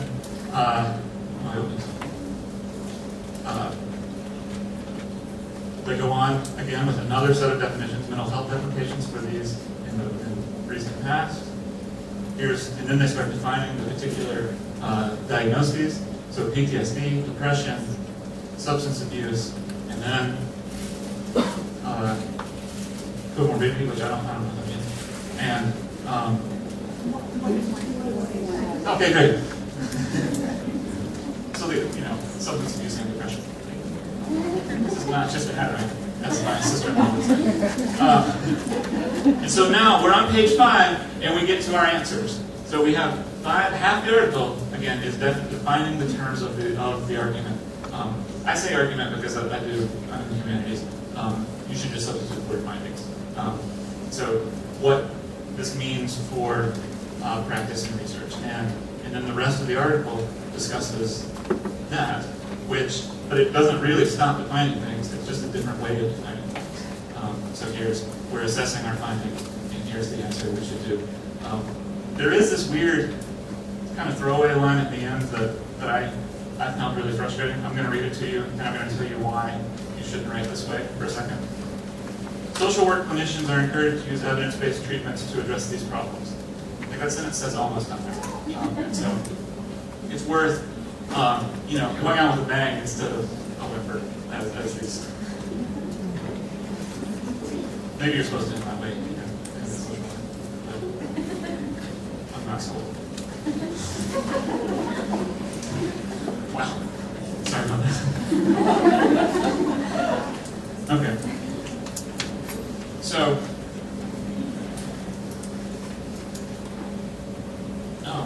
yeah. Let me get my notes. Okay, so we saw how much we talked about articles. Now, I have developed a kind of a sample research question for us, and I think it's probably pretty simple for what you guys are doing. But I'm going to use the term relationship building again. I chose it because, like I said before, I think I know what it means. So what you would do in this case is start by doing some research, looking for definitions. So let's say, so that's your big topic is relationship building, and then you have to write a research paper on that. So you have to narrow that down in time. And so let's just say you come up with this question. Do college students who utilize the university's counseling center feel that their counselors do a good job in building relationships with them? Did I say that too fast? Okay. Do college students who use the university's counseling center feel that their counselors do a good job building relationships with them? So then you've got this research in which you define your terms, and then you have to do some kind of study, whether it's surveys or, and that's for Dr. Harvard to teach you. And so you find your answers, and the way you do that is you continue to, and then you ultimately continue defining things. So you define the terms of the survey, say, and you give it to this voluntary survey as they leave sessions, and then you explain how that works to your readers. Now, your raw data, the last article had this too. It was the shortest section, or among the shortest sections, that just, here are the answers we got. And sometimes you can put that in a graph or a table. Then finally, your conclusions, and this to me is the most important part of any kind of assignment, especially one that you want to try to go get published somewhere. It's like, here's what I'm going to do with this stuff. Again, defining what this all means. Okay. Now I'm going to get back to something I know a lot about. Back to the SAFE, the writing itself. On the screen here, we see a car recall notice. It's got a weird spacing problem there. Sorry about that. I'm going to read it to you. And this was written by lawyers. And I believe the ultimate goal was for people to not get their cars fixed. Because it's expensive. So, I'll read it for you. A defect which involves the possible failure of a frame support plate may exist on your vehicle. This plate, front suspension pivot bar support plate, connects a portion of the front suspension to the vehicle frame, and its failure could affect vehicle directional control, particularly during heavy brake application. In addition, your vehicle may require adjustment service to the hood secondary catch system. The secondary catch may be misaligned, so the hood may not be adequately restrained to prevent hood fly-off in the event of the primary catch is inadvertently left unengaged. Sudden hood fly-off beyond the secondary catch while driving could impair the driver visibility. In certain circumstances, occurrence of either of the above conditions could result in vehicle crash without prior warning. Okay. Sudden hood fly-off is amazing, isn't it? What I want to suggest is that this is terrible writing. However, a lot of graduate students come into graduate school and they graduated from undergraduate with a 4 million, and all of a sudden they lose everything and start writing, like I said before, in a way to make the professors think they're smart, when the real goal here is to report and talk about the topic the topic you're writing with. So these folks have gone out of their way to not write about the thing they're writing about. Now, they're doing it intentionally, I believe, but most of us, and this is something that all of us continue to struggle with, I assume, at least I do. So let's talk about each sentence as we go through and how we would rewrite this to make it a clear, concise, what Williams would call a saying it.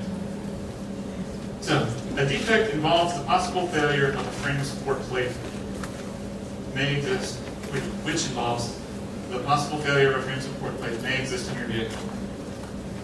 Somebody can tell me what that says. Something's wrong with your car.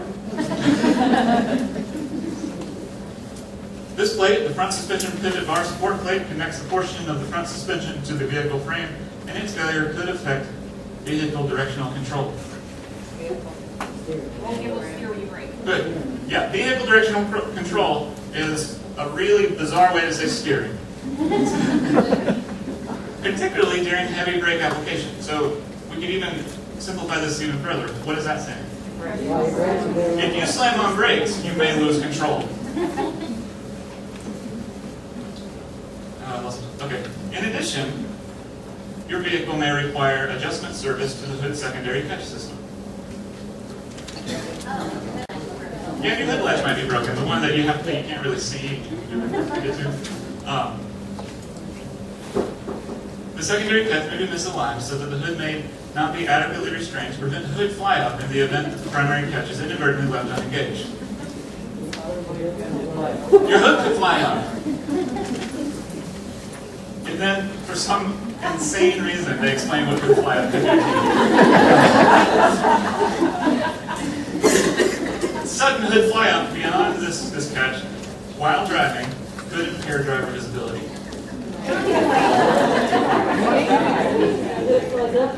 If your hood flies up, you won't be able to see. And finally, occurrence of either of the above conditions could result in vehicle crash without prior warning. This is kind of my favorite too, my second favorite anyway, because what kind of crash happens with prior warning?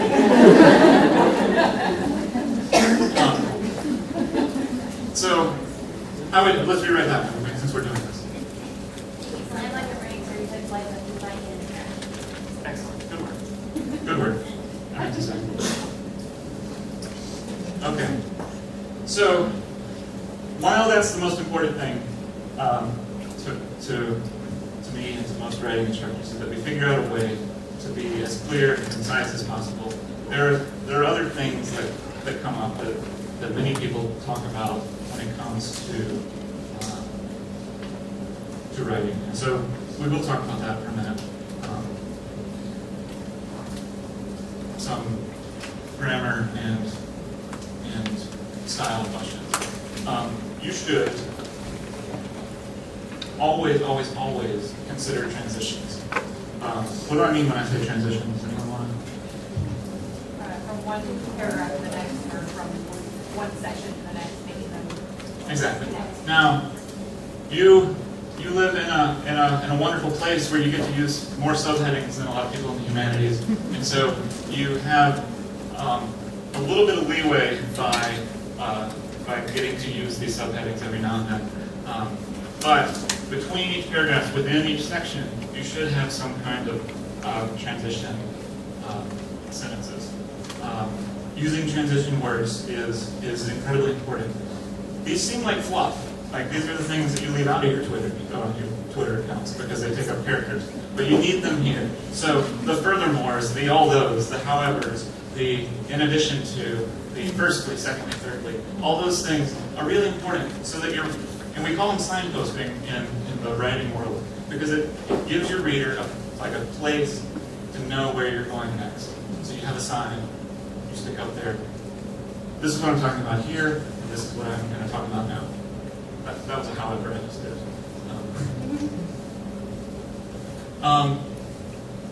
Avoid paragraphs with nothing but short sentences. So try to vary your sentence length is what that means. And I'm sure you heard that in high school, but it's hard to do. Sometimes we sort of get in a rut and do the subject verb object thing. Just invert it every time. and this one's really important to me. Transitions are not just about the language itself, it's also about the content of that language. So if you have strange leaps in logic, a lot of times your professors will just like sort of circle it with a question mark, and what that usually means is, I'm not following you here, how this works. And so these leaps in logic can be fixed by sort of paying close attention to the way your argumentary findings are being presented. And then finally, and this is my favorite transition method, is to repeat keywords.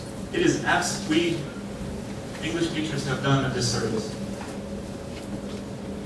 by saying, somewhere along the way, we started saying to people, you can't repeat words.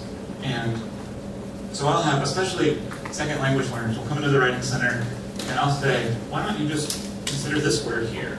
And they'll say, I already used that word in this paper.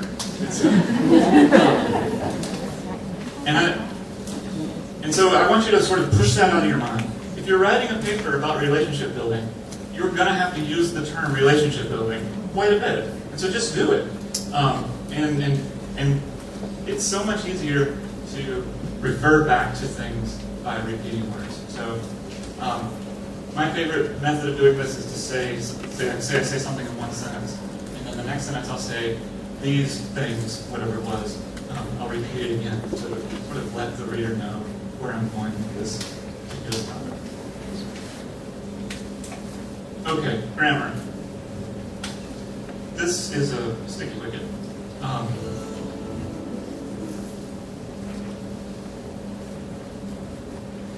So linguists, who I think get this right, and I suspect that many of us in this room will agree with them to a certain extent, consider no particular grammar standard.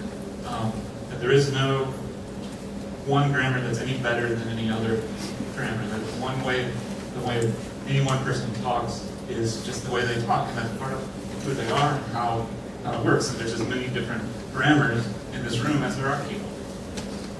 That's fabulous in theory.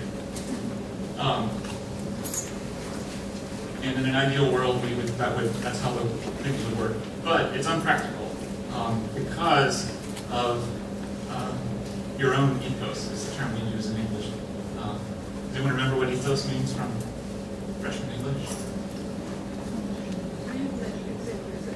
Yeah, your own credibility.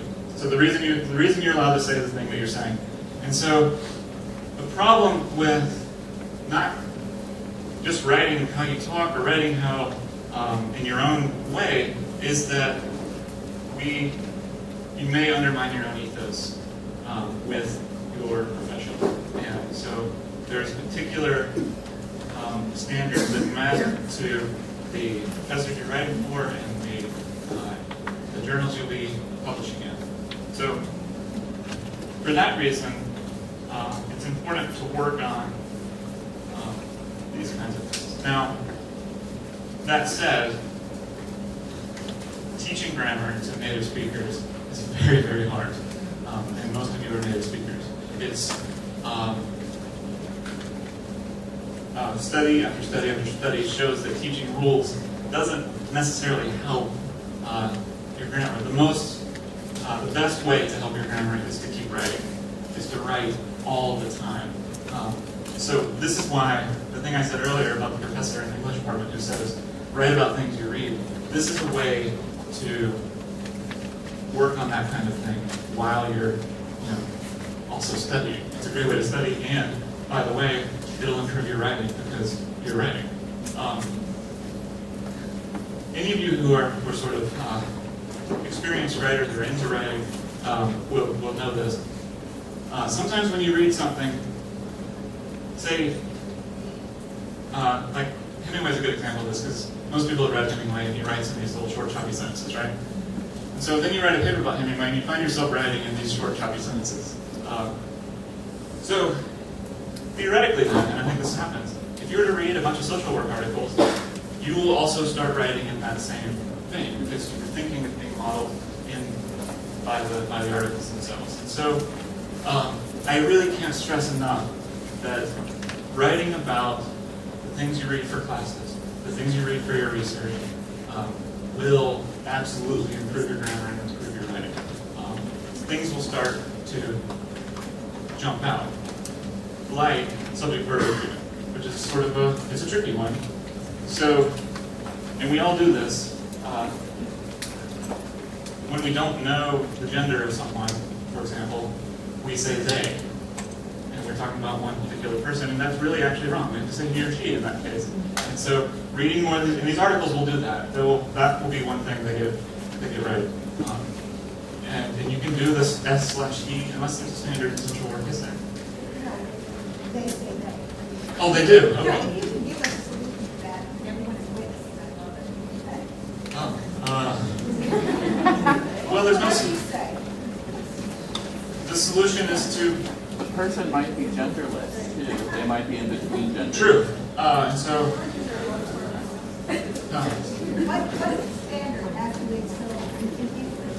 In English, the standard would be to say he or she, or to do that, to do an S/BG. Whenever I correct it here today, I'm wondering if there's something else that I could offer. The Swedish, this is a side note that won't matter at all, but the Swedish legislature recently passed a law creating a genderless singular pronoun. What is it? I don't know Swedish, so.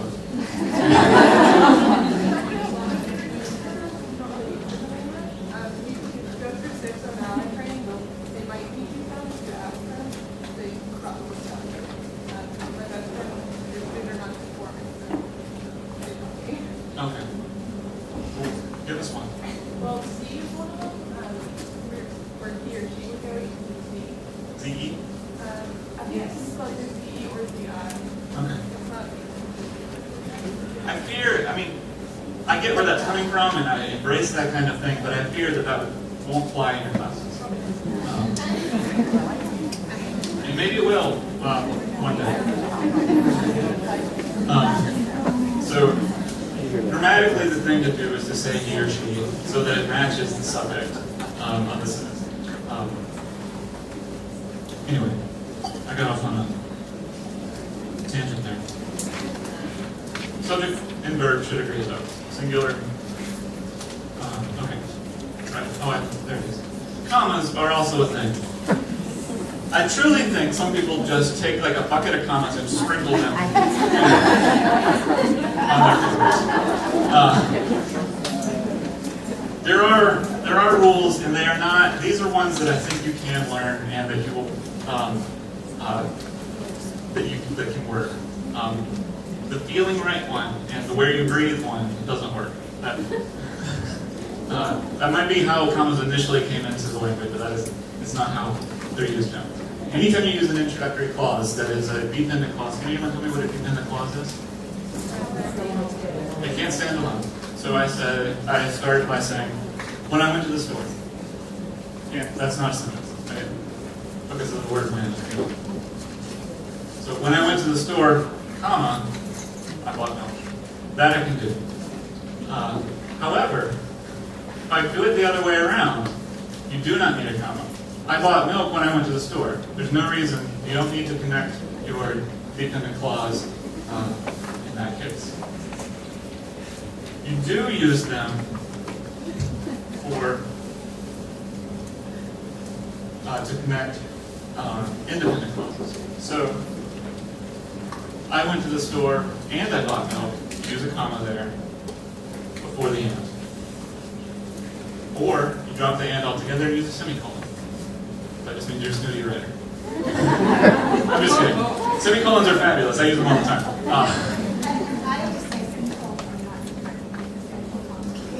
Well, I can give us simple rules for semicolons.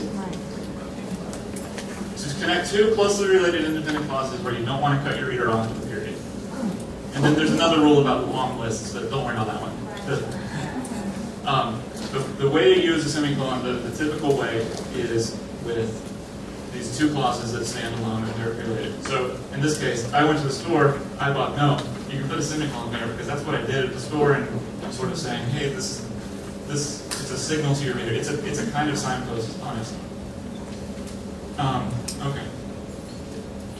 And then this one, non-essential modifying clauses, is grammar speak, or I'm telling you something that I don't have to tell you, but I want to tell you. So that means sometimes these are called positives. You may have learned that term somewhere along the way. So I bought milk. Wait, hold on. When I went to the store, no. I went to the store, comma, which was Publix, and bought milk. There's commas around which store it was. And I don't have to tell you that, but I wanted to tell you that because shopping is a pleasure. Okay. To recap what I've done here, we're about to 3 o'clock, and you've been here since 8:30, and I don't want to get hurt. Things that that matter to your reading or to your writing. Pay close attention to the way that you summarize and paraphrase the research you use. The structure of your articles, of your papers. This is really nice. A nice thing about writing in social science is that you have a pretty standard format out there. You start with an introduction to it, you define your terms, you discuss what you're going to add to this, and you discuss your findings. Almost all your assignments, at least in my reading, and somebody can correct me on this if I'm wrong, the reading I've done, that's generally speaking what kinds of the organization of your papers will be. I see in the Writing Center quite often some sort of personal reflection kinds of papers. Those will have stuff from your college. And those will work a little differently. If you're talking about yourself, usually it's a little less formal than what I've talked about here today. But rely on talking to your professors about what those should look like, and be willing and ready to sort of work on the grammar specifically in those, and not worry as much about the organization.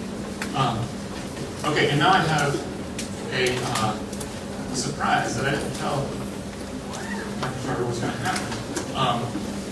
Many of you are distance learners, correct?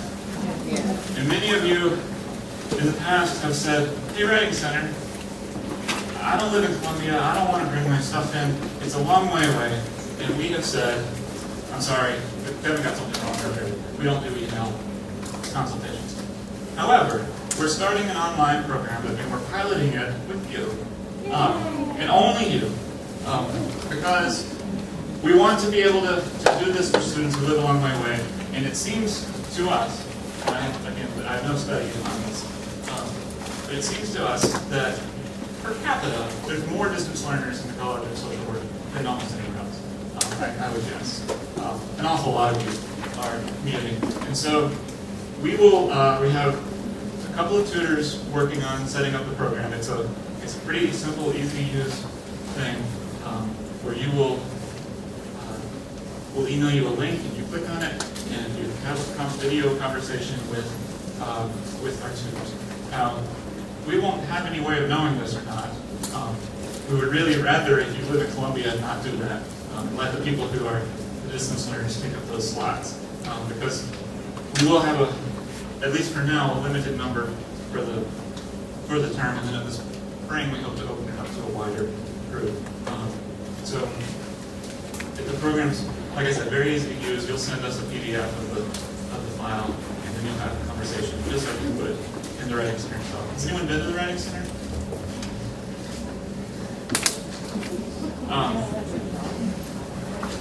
I didn't do my regular, this is what Writing Center does spiel. Let me do it real quickly. We help with writing in any stage of the process. You bring a paper in, or you do it online, and we can help you come up with ideas. You have nothing, you got an assignment sheet and confusion. We can help you with that. Or we can help you polish a final draft. We don't exactly proofread, but we will help you learn how to do the proofreading yourself. The way we do that is generally by reading out loud. Grammar mistakes always jump out when you read out loud. The subject-verb agreement will stand out because it'll sound kind of wacky. And so you'll be able to fix it that way. Most of the papers we see in the center are sort of halfway done, and people will almost get stuck somewhere and they want help sort of figuring out where to go next with the assignment. So anyway, that was a real quick version of what we do.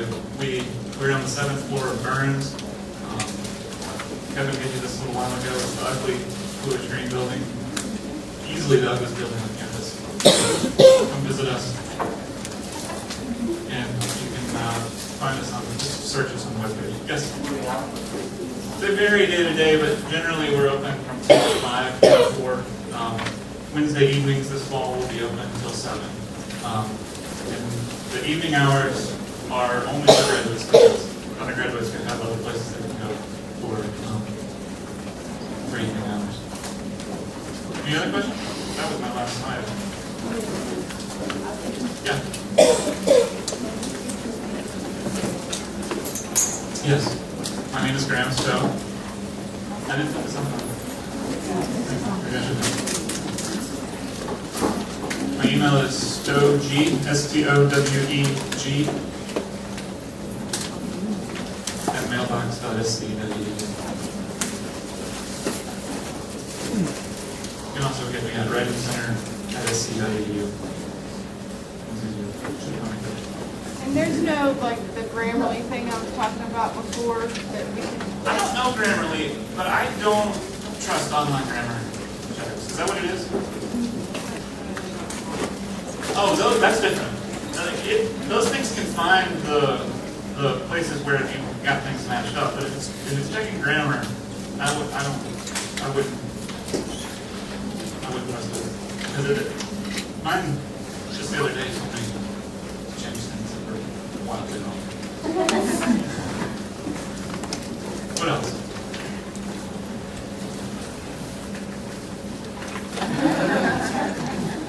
Hang on before you go, though.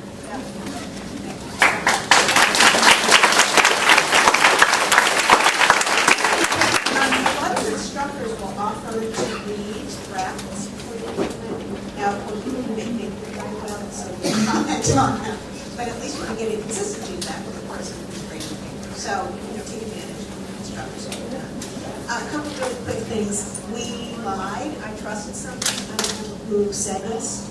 When someone said that there was no ticketing. But so I think the city of Columbia is ticketing, but the university is not. So I don't know if that's a, or it's still not. So this kind of people got tickets, and I apologize for making that. So this is, so but if you're not on, I think the university.